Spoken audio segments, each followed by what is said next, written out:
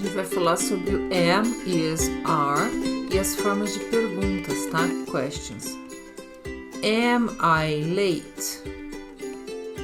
Estou atrasado? No, you're on time. Não, você está no horário. Is your mother at home? A sua mãe está em casa? No, she's out. Não, ela está fora. Out é fora. Are your parents at home? Então, os seus pais, your parents, estão em casa? No, they're out. Não, eles estão fora. They're out. Is it cold in your room? Então, está frio em seu quarto?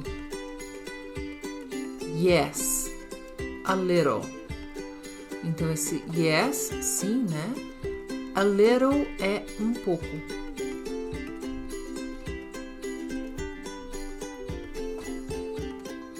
Your shoes are nice. Os seus sapatos são bacanas, são legais, esse nice. Are they new? Então aí está fazendo a pergunta. Are, para combinar, né? Concordar com they, que é plural. Então na pergunta, are they new? Eles são novos? Are they new? Continuando aqui, we say. We say, nós falamos.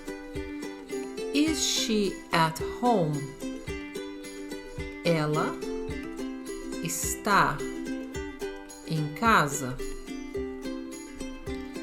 Or is your mother at home? Aqui você vê que o your mother, né, você pode substituir por she, porque é ela. Is your mother at home? Então, a sua mãe está em casa? Você não vai falar is at home your mother. O at home, ele sempre tem que vir no final, tá vendo? No final da pergunta. Ou no final da resposta também. Esse at home vai sempre vir no final.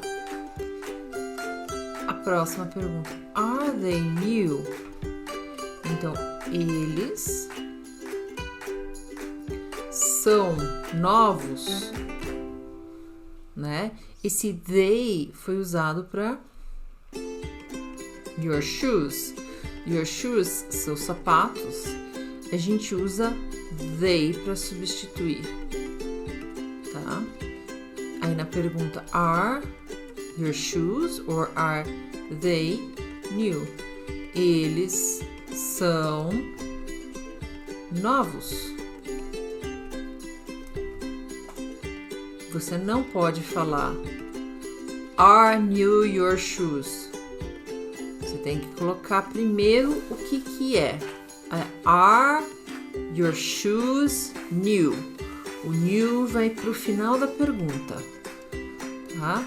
Então você primeiro vai colocar, primeiro vai vir o verbo are e depois o que é o sujeito e depois do sujeito vai vir o complemento da pergunta.